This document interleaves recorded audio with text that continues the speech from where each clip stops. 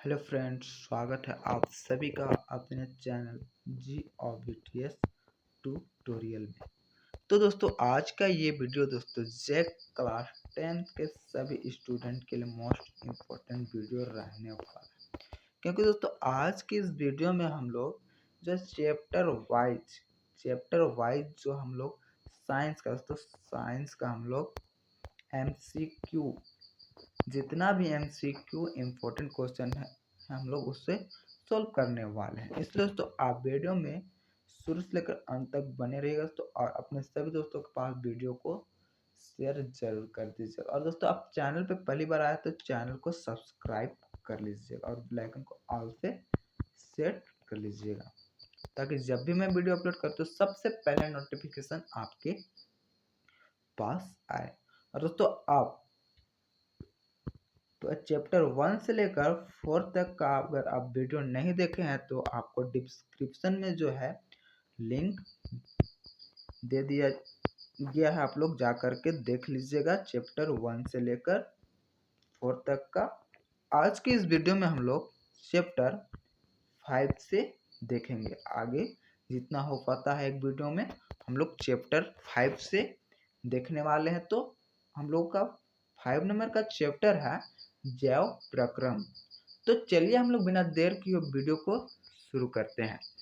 तो आज का चैप्टर होने वाला है जैव प्रक्रम।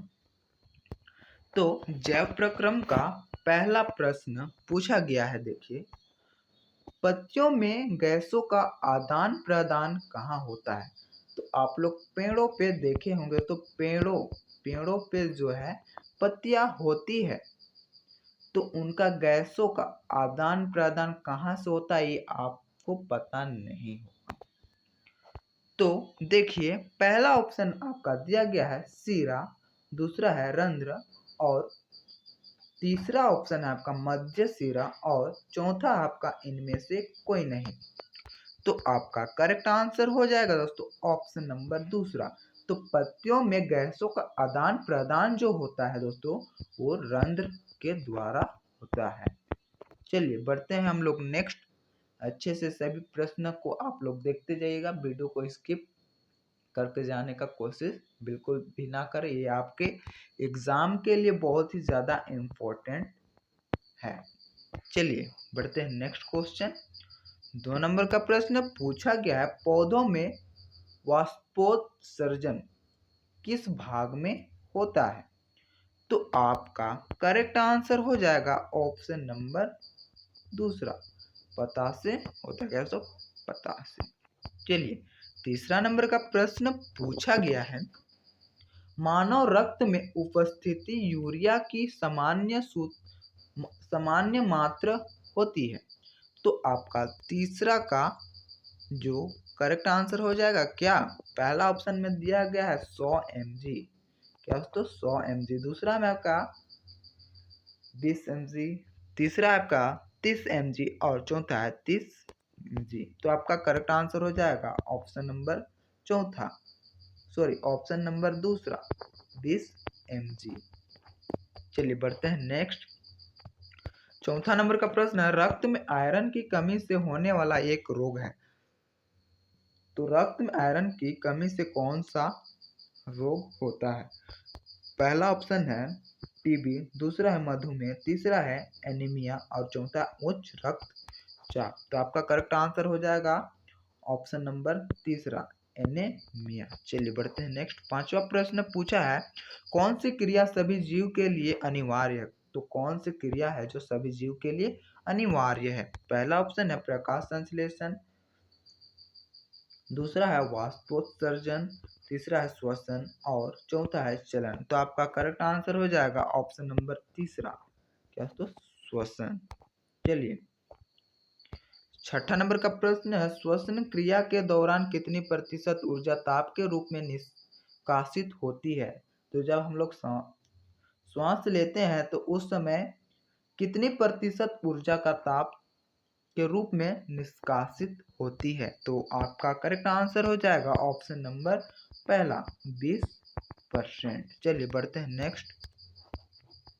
सातवां नंबर का प्रश्न है, मनुष्य में एक तंत्र का भाग है जो संबंधित है। तो किससे संबंधित है? तो आपका करेक्ट आंसर हो जाएगा ऑप्शन नंबर तीसरा, उत्सर्जन से संबंधित है। 8वां प्रश्न है, पाद्य में जाइलम उत्तरदायी है। तो आपका करेक्ट आंसर हो जाएगा जल का वहन में उत्तरदायी है। 9 नंबर का प्रश्न है, रक्त इनमें किसकी उपस्थिति के कारण लाल दिखता है? रक्त जो है किसकी उपस्थिति में लाल दिखता है? तो आपका करेक्ट आंसर हो जाएगा दोस्तों ऑप्शन नंबर दूसरा, हीमोग्लोबिन के उपस्थिति में हम लोग का रक्त जो है वो लाल दिखता है, रेड दिखता है। चलिए नेक्स्ट प्रश्न है 10वां प्रश्न, पौधों के वायवीय भाग से जल के निष्कर्ष की क्रिया कहलाती है। तो क्या कहलाती है? वाष्पोत्सर्जन। क्या? तो ऑप्शन नंबर डी आपका करेक्ट आंसर हो जाएगा। 11 नंबर का प्रश्न है, वह प्रक्रम जिनके द्वारा शरीर में ऊर्जा का उत्पादन होता है कहलाता है। तो क्या कहलाता है दोस्तों? तो आपका करेक्ट आंसर हो जाएगा ऑप्शन नंबर पहला, श्वसन कहलाता है। 12 नंबर का प्रश्न पूछा, प्रकृति में ऑक्सीजन का संतुलन कैसे बना रहता है? तो प्रकृति में ऑक्सीजन का संतुलन दोस्तों कैसे बना रहता है? पहला दिया संयोजन क्रिया, दूसरा प्रकाश संश्लेषण, तीसरा है अपघटन और चौथा इनमें से कोई नहीं। तो आपका करेक्ट आंसर हो जाएगा दोस्तों ऑप्शन नंबर दूसरा, प्रकाश संश्लेषण। तीसरा प्रश्न पूछा है, मनुष्यों में सांस लेने और छोड़ने की क्रिया को क्या कहा जाता है? जो हम लोग सांस लेते हैं अंदर बाहर जो करते हैं उसे कौन सी प्रक्रिया कहा जाता है? चलिए आपका आंसर हो जाएगा दोस्तों ऑप्शन नंबर दूसरा, श्वास। क्या? तो श्वास। चलिए बढ़ते हैं नेक्स्ट 14 नंबर का प्रश्न, मैग्नीशियम पाया जाता है। तो मैग्नीशियम कहाँ पाया जाता है? देखते हैं आंसर हो जाएगा आपका क्लोरोफिल। क्या? तो क्लोरोफिल में ऑप्शन नंबर पहला आपका करेक्ट आंसर हो जाएगा। 15 नंबर का प्रश्न पूछा कि मानव हृदय में पाए जाते हैं। तो मानव हृदय में क्या पाए जाते हैं दोस्तों? ऑप्शन नंबर तीसरा आपका करेक्ट आंसर हो जाएगा 4 वेशम। क्या? तो 4 वेशम पाए जाते हैं। इस तरह से हम लोग का चैप्टर नंबर 5 कंप्लीट हो गया। अब हम लोग बढ़ते हैं चैप्टर नंबर 6 जो कि नियंत्रण एवं समन्वय। क्या? तो नियंत्रण एवं समन्वय है। चलिए पहला प्रश्न पूछा है, जिब्रेलिन है। क्या? तो जिब्रेलिन तो आपका ये एक तरह से हार्मोन है। क्या? तो हार्मोन। चलिए बढ़ते हैं नेक्स्ट। दूसरा प्रश्न है, शरीर में समन्वय किसके द्वारा होता है? तो समन्वय किसके द्वारा होता है? तो आपका करेक्ट आंसर हो जाएगा ऑप्शन नंबर दूसरा, तंत्रिका तंत्र एवं अंतःस्रावी तंत्र। चलिए बढ़ते हैं नेक्स्ट। तीसरा नंबर का प्रश्न पूछा, हार्मोन स्रावित होता है। तो हार्मोन स्रावित कहाँ होता है दोस्तों? ऑप्शन नंबर आपका पहला करेक्ट आंसर हो जाएगा अंतःस्रावी ग्रंथि से। चौथा नंबर का प्रश्न पूछा गया है, ग्वाइटर अथवा घेगा पनपता है। तो आपका करेक्ट आंसर हो जाएगा ऑप्शन नंबर दूसरा, आयोडीन की कमी से। अगर तुम मुझसे कहीं पे गलती हो जाता है या फिर गलत आंसर मैं बताता हूँ तो आप लोग कमेंट करके ज़रूर बताइएगा।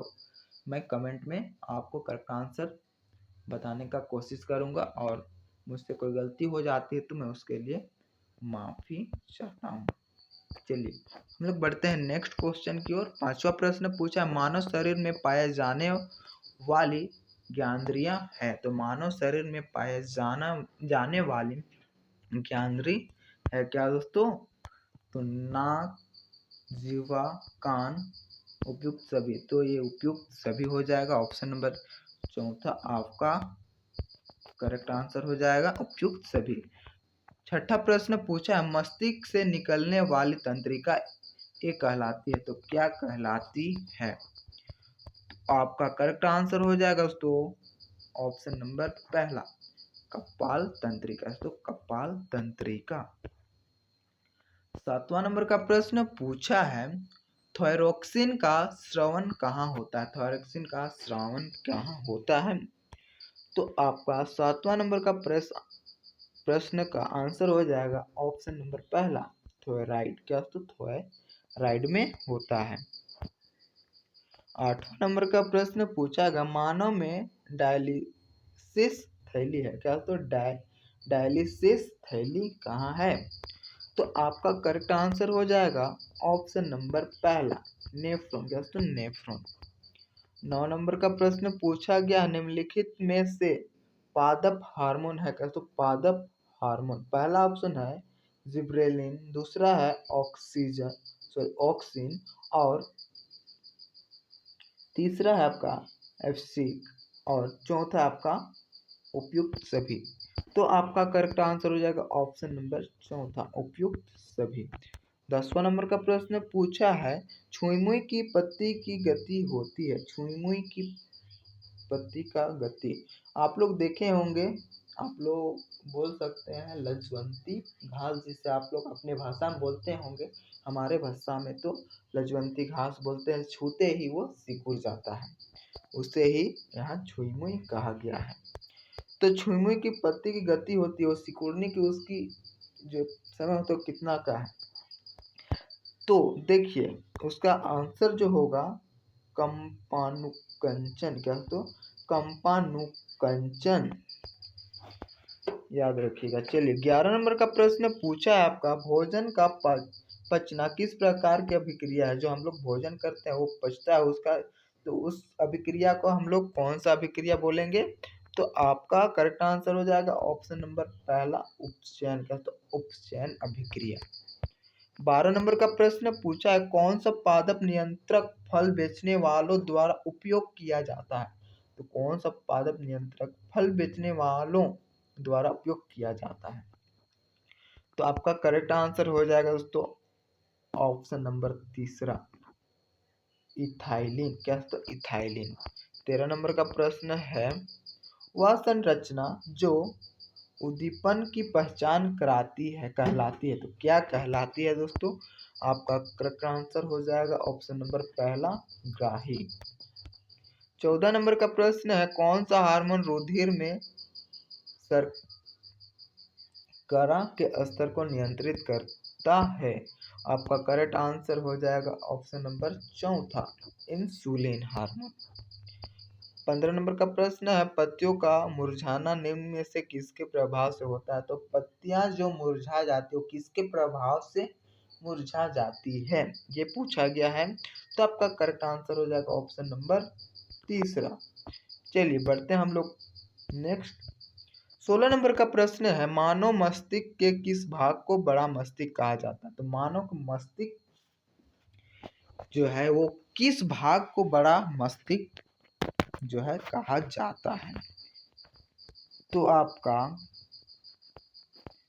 16 नंबर का क्वेश्चन का आंसर हो जाएगा अग्र मस्तिष्क को जो बड़ा मस्तिष्क कहा जाता है।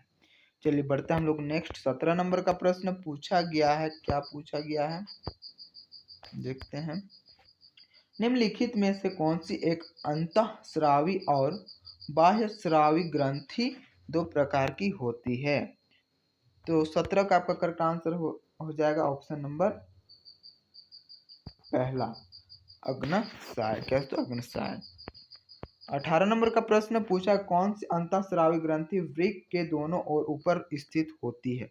करेक्ट आंसर हो जाएगा ऑप्शन नंबर चौथा एड्रीन। क्या तो एड्रीनल। 19 नंबर का प्रश्न है जीवों में ध्वनि ग्रहण करने के लिए संवेदी अंग है। आपका 19 का करेक्ट आंसर हो जाएगा ऑप्शन नंबर जो है तीसरा श्रवणग्राही। 20 नंबर का प्रश्न है शरीर की सबसे बड़ी अंतःस्रावी ग्रंथि का नाम है। तो क्या है शरीर का सबसे बड़ी अंतःस्रावी ग्रंथि का नाम। करेक्ट आंसर हो जाएगा ऑप्शन नंबर तीसरा थायराइड ग्रंथि। इस तरह से हम लोग का छठा नंबर का चैप्टर का क्वेश्चन, इंपॉर्टेंट क्वेश्चन था, हम लोग सारा देख लिए। हम लोग बढ़ते हैं नेक्स्ट।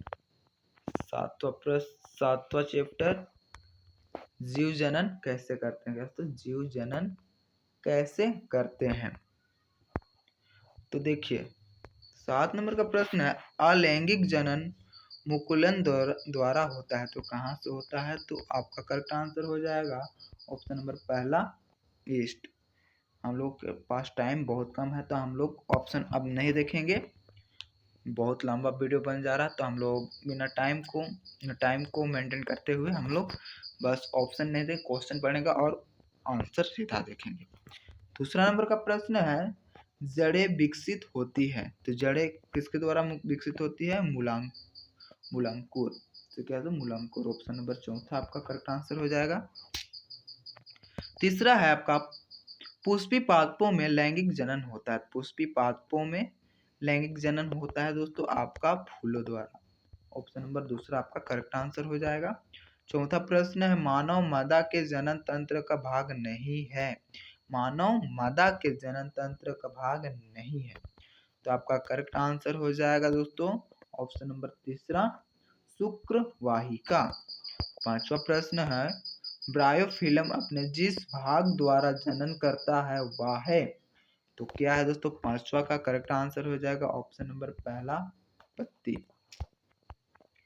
छठा प्रश्न है, इष्ट जनन करते हैं, तो इष्ट जनन करते हैं मुकुलन द्वारा। पहला नंबर का 6 नंबर का आपका करेक्ट आंसर हो जाएगा ऑप्शन नंबर पहला, मुकुलन द्वारा। सातवां प्रश्न पूछा गया है, नर युग्मक एवं मादा युग्मक के संगलन को कहते हैं, तो क्या कहते हैं, निषेचन। इम्पोर्टेंट क्वेश्चन है, बहुत ही इम्पोर्टेंट है, आप लोग अच्छी तरीके से देख लीजिएगा। देखिए 8वां प्रश्न पूछा, निम्नलिखित में से कौन एकलिंगी पादप का उदाहरण, तो एकलिंगी पादप का उदाहरण है, तो आपका ऑप्शन नंबर तीसरा करेक्ट आंसर हो जाएगा, पपीता। 9 नंबर का प्रश्न है, द्विविखंडन द्वारा जनन होता है। द्विविखंडन द्वारा जनन होता है आपका अमीबा, क्या, तो ऑप्शन नंबर तीसरा करेक्ट आंसर हो जाएगा।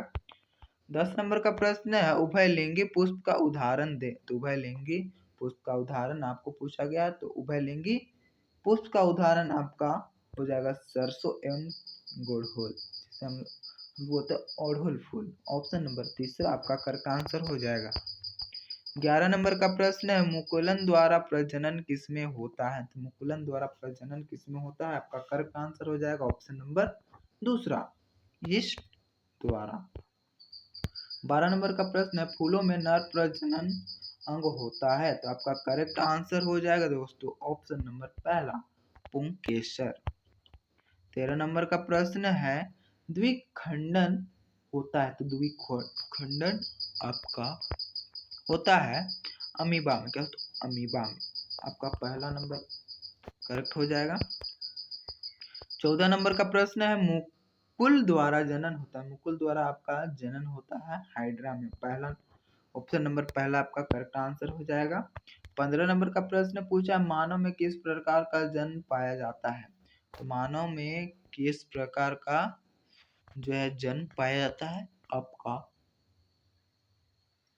करेक्ट आंसर हो जाएगा लैंगिक जनन। अलैंगिक को मत मार दीजिएगा, लैंगिक जनन ऑप्शन नंबर तीसरा आपका करेक्ट आंसर हो जाएगा। 16 नंबर का प्रश्न पूछा, निम्न में से किस जीव में बहुविखंडन होता है, तो किस जीव में बहुविखंडन होता है, तो आपका करेक्ट आंसर हो जाएगा ऑप्शन नंबर तीसरा, मलेरिया परजीवी।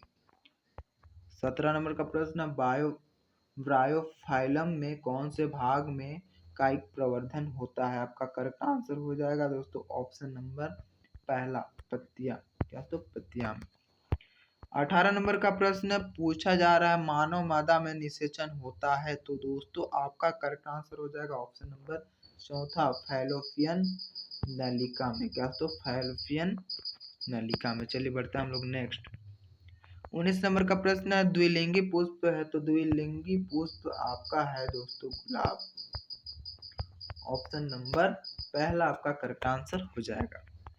20 नंबर का प्रश्न है, नर एवं मादा युग्मक ओके युग्मक द्वारा बनी कोशिका कहलाती है, क्या कहलाती है दोस्तों? युग्मनज। ऑप्शन नंबर पहला आपका करेक्ट आंसर हो जाएगा। इस तरह से हम लोग का चैप्टर नंबर 7वां भी कंप्लीट हो चुका है और अब हम लोग देखेंगे चैप्टर नंबर 8 जो कि आपका आनुवंशिकता एवं जैव विकास है। Chapter number 8। तो चैप्टर नंबर 8 का पहला प्रश्न पूछा गया, जीव की जीनी संरचना को कहते हैं? क्या कहते हैं दोस्तों? पहला ऑप्शन आपका दिया गया है जीन प्रारूप, दूसरा है लक्षण प्रारूप, तीसरा है समजात और चौथा है आपका समवर्ती। तो आपका करेक्ट आंसर हो जाएगा ऑप्शन नंबर पहला, जीन प्रारूप। और दूसरा नंबर का प्रश्न आपका पूछा गया है दोस्तों, देखिए समरूप अंग होते हैं, तो समरूप अंग क्या होते हैं? पहला ऑप्शन है कार्य में सम्मान, दूसरा रचना में सम्मान, तीसरा है रचना एवं कार्य दोनों में सम्मान और चौथा है उपयुक्त में से कोई नहीं। तो आपका करेक्ट आंसर हो जाएगा ऑप्शन नंबर पहला, कार्य में सम्मान। तीसरा नंबर पूछा गया है, द ओरिजिन ऑफ स्पीसीज नामक पुस्तक किसने लिखी है? द ओरिजिन ऑफ स्पीसीज नामक पुस्तक को आपका लिखे हैं दोस्तों कौन? डार्विन ने। ऑप्शन नंबर पहला आपका करेक्ट आंसर हो जाएगा।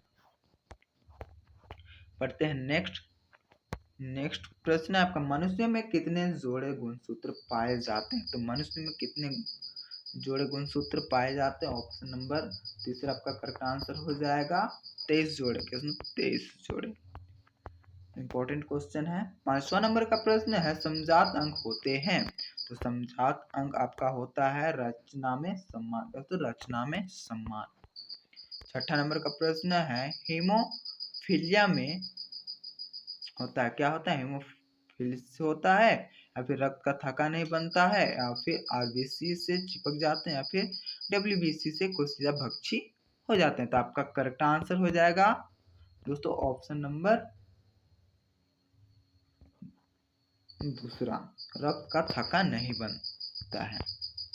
7वां प्रश्न है, कीटों के पंख, चमगादड़ के पंख किस तरह के अंग हैं? तो किस तरह के अंग है दोस्तों? तो ये आपका करेक्ट आंसर हो जाएगा दोस्तों ऑप्शन नंबर जो है तीसरा, समवृत्ति अंग। क्या तो समवृत्ति अंग। बढ़ते हैं नेक्स्ट। 8वां प्रश्न पूछा गया है आपको, देखिए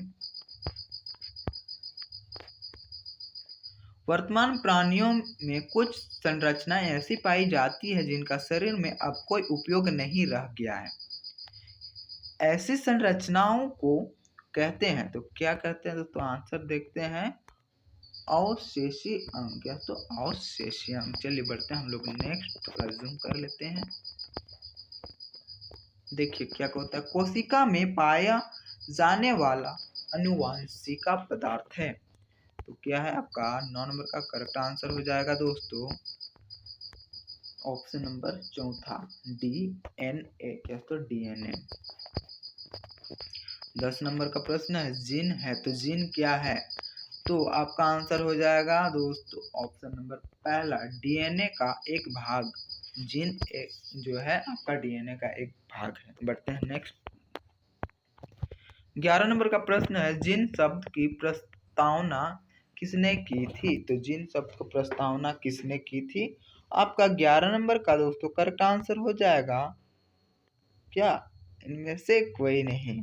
तो यहाँ ऑप्शन दिया गया दोस्तों, इनमें से कोई भी सही आंसर नहीं है, तो इसलिए हम लोग ऑप्शन नंबर 4 टिक करेंगे। चलिए बढ़ते हैं नेक्स्ट। 12 नंबर का प्रश्न जो है आपका, देखिए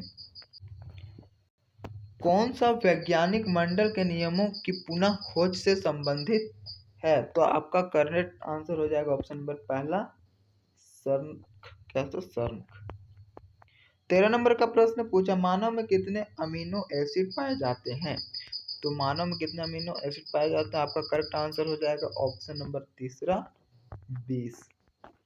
चलिए बढ़ते हैं नेक्स्ट। 14 नंबर का प्रश्न है, अनुवंशिकी उत्परिवर्तन होता है? तो 14 नंबर का आपका करेक्ट आंसर हो जाएगा दोस्तों ऑप्शन नंबर पहला, क्रोमोसोम। 15 नंबर का प्रश्न पूछा है, गुणसूत्र बने होते हैं, तो गुणसूत्र क्या के बने होते हैं, तो ऑप्शन नंबर आपका तीसरा करेक्ट आंसर हो जाएगा, डीएनए तथा प्रोटीन्स व रना के। चलिए बढ़ते हैं नेक्स्ट। 16 नंबर का प्रश्न है, कोशिका में अनुवंशिका पदार्थ है, तो क्या है दोस्तों, आपका करेक्ट आंसर हो जाएगा ऑप्शन नंबर पहला, डीएनए। क्या तो डीएनए में। 17 नंबर का प्रश्न है, जीन कहाँ स्थित होते हैं, तो जीन आपका गुणसूत्रों में स्थित होते हैं। बढ़ते हैं हम लोग नेक्स्ट। 18 नंबर का प्रश्न पूछा जा रहा, अनुवांशिकी इकाइयां हैं, तो आपका करेक्ट आंसर हो जाएगा ऑप्शन नंबर दूसरा, जीन। 19 नंबर का प्रश्न पूछा जा रहा है, जीन शब्द किसने प्रस्तुत किया, तो जीन का जो ये शब्द है, ये जीन, तो जीन शब्द किसने प्रस्तुत किया, तो आपका करेक्ट आंसर हो जाएगा ऑप्शन नंबर पहला, जॉनसन। 20 नंबर का प्रश्न पूछा जा रहा है, मलेरिया उत्पन्न करने वाला मच्छर मादा एनोफेलेस किस तरह के जल में उत्पन्न होता है, तो किस, ये मलेरिया, क्या दोस्तों, मलेरिया उत्पन्न करने वाला मच्छर कौन से जल में उत्पन्न होता है, पूछा जा रहा है, तो आपका करेक्ट आंसर हो जाएगा ऑप्शन नंबर दूसरा, गंदा जल। क्या दोस्तों, गंदा, साफ जल में तो ये आपका उत्पन्न नहीं होगा, तो ये आपका गंदा करेक्ट आंसर हो जाएगा ऑप्शन नंबर जो है दूसरा। इस तरह से हम लोग आज के इस वीडियो में जो है 5वां चैप्टर से लेकर 8वां चैप्टर तक हम लोग सॉल्व किए, जो जितना भी ये चैप्टर में से एमसीक्यू, क्या होता है, एमसीक्यू, जो कि very very very important question था, उसे हम लोग देखें। और दोस्तों मुझसे कोई अगर गलती हुई हो तो मैं उसके लिए माफ़ी चाहता हूँ। और दोस्तों अब चैनल पे पहली बार आए हैं और दोस्तों अब अभी तक चैनल को सब्सक्राइब नहीं किया दोस्तों, चैनल को सब्सक्राइब कर लीजिएगा तो, और बेल आइकन ऑल पे सेट कर लीजिएगा। और बाकी के जो चैप्टर बचे हुए हैं उसे हम लोग नेक्स्ट वीडियो में सॉल्व करेंगे, दोस्तों नेक्स्ट वीडियो में हम लोग देखेंगे। तो चैनल को सब्सक्राइब नहीं किए तो चैनल को सब्सक्राइब कर लीजिएगा और बेल आइकन को ऑल पे सेट कर लीजिएगा, ताकि मैं जब भी वीडियो अपलोड करूँ तो सबसे पहले नोटिफिकेशन आपके पास आए। और अपने सभी दोस्तों के पास वीडियो को शेयर करना बिल्कुल भी ना भूलें। तो चलिए हम लोग मिलते हैं फिर अगले वीडियो में।